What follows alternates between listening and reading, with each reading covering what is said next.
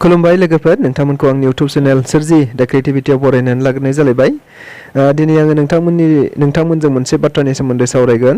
Assam direct recruitment exam जानाखि third ग्रेडनि result मोनबावनांगौ दङ बे रिजाल्टनि सोमोन्दै जोङो दिनै सावरायगोन बियो माब्ला ओंखारगोन बेनि स्किल टेस्टफ्रा माब्ला जागोन आरो एपइन्टमेन्टआ माब्ला जागोन बेफोरनि सोमोन्दै जों सावरायगोन जों मिथिगौ बयबो आसाम डाइरेक्ट रिक्रुटमेन्ट एबा सेबाजों खुंजानाय जानाखि आसाम डाइरेक्ट रिक्रुटमेन्टनि एग्जामनि 4 ग्रेडनि रिजाल्टआ अलरेडि ओंखारलांबाय एबा गोबाङानो पास जाबाय आरो जायफोरा पास जाबाय बिथांमोना आथिखालाव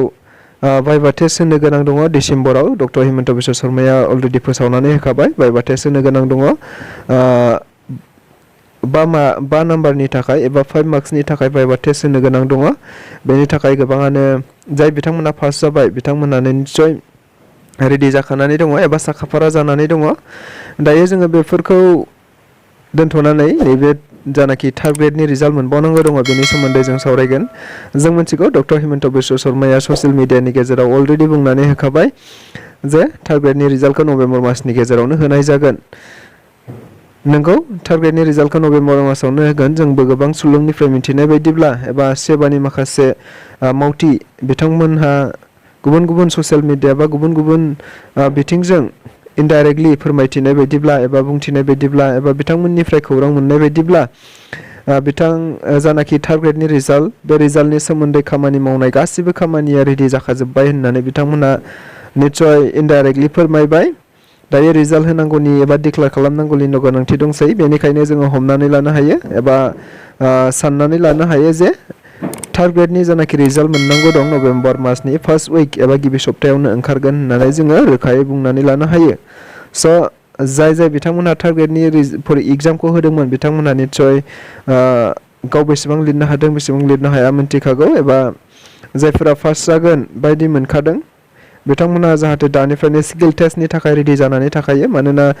डक्टर हिमन्त बिश्व शर्माया 4 ग्रेडनि जानाखि अरेल टेस्ट बेखौ डिसेम्बराव लागोन होननानै बुंदों थिग बेबायदिनो थार्ड ग्रेडनि जानाखि स्किल टेस्ट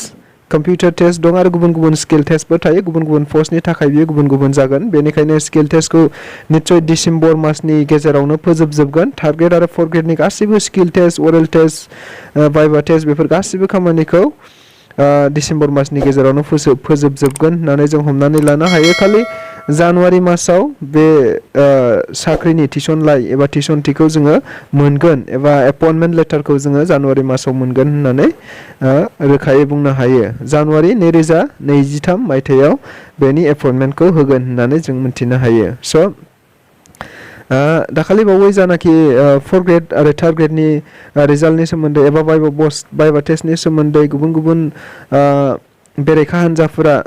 जानाखि जेरैबायदि बुंथिदों थार्ड ग्रेड आरो 4 ग्रेडनि थाखाय जेबो भाइभा टेस्ट जानो नाङा अरेल टेस्ट जानो नाङा बेबायदि होननानै बुंथिदों नंगौ मोनसे समाव भारतनि गाहाय मन्थ्रि नरेन्द्र मदि बिथाङा गावनि टुइटारनि गेजेरजों फोरमायदोंमोन जे थार्ड ग्रेड आरो 4 ग्रेडनि थाखाय खुनु बेबायदि भाइभा टेस्ट एबा अरेल टेस्ट जानाय नङा मानोना बेबायदि कारापसननि चान्स थायो होननानै बिथाङा बुंदोंमोन थार्ड ग्रेड आरो 4 ग्रेडनि थाखाय बेबायदि भाइभा टेस्ट एबा अरेल टेस्टफोर लायोब्ला कारापसननि चान्सआ गोबां थायो होननानै बिथाङा बुंदोंमोन बेनिखायनो थार्ड ग्रेड आरो 4 ग्रेडनि थाखाय जिखुनु एग्जामनि थाखाय बिथांमोनहा अरेल टेस्ट एबा भाइभा टेस्टखौ लानाय नङा एबा लानो मोननाय नङा होननानै केन्सेल खालामनानै दोनखादोंमोन दायो जोंनि आसामनि डक्टर हिमन्त बिश्व शर्माया फोसावनानै होदों जे थार्ड ग्रेड आरो 4 ग्रेडनि थाखाय भाइभा टेस्ट एबा स्किल टेस्ट बेबायदि लागोन होननानै फोसावनानै दोनदों नाथाय बेबायदि बेसेबां जायो जों दायो मिन्थिथ'वा एबा बेबायदि आपडेट फैथ'वाखै जिखुनु हक जायफोर बिथांमोनहा पास जाबाय एबा फैगोन नभेम्बर मासाव जायफोर बिथांमोना थार्ड ग्रेडनि थाखाय पास जाबावगोन बिथांमोना जाहाथे स्किल टेस्ट भाइभा टेस्टनि थाखायबो रेडि खालामनानै दोनखायो आरो जानाखि डकुमेन्ट्स दङ एबा डकुमेन्ट्सफोर नांगौ बेफोरखौ गासैखौबो रेडि खालामनानै दोनखायो बेखौनो खावलायबाय स' नोंथांमोना आंनि भिडिअखौ सिगांनिफ्राय जोबजासिम नायनायनि थाखाय रोजा साबायखर बावनाय थाबाय लोगोसे नोंथाङा जुदि आंनि चेनेलाव एबा सोरजि दा क्रिएटिभिटि चेनेलाव गोदानब्ला जाहाथे चेनेलखौ साबस्क्राइब खालामनानै होगोन होननानै गुरैयै खावलायनाय थाबाय मानोना आङो नोंथांमोनजों जेब्लाबो बेबायदि आपडेटनि बेबायदि गुबुन बिथिंनि आपडेट लाबोबाय थागोन एबा आपडेटनि सायाव जोङो सावरायबाय थागोन स' गोजोननाय थाबाय।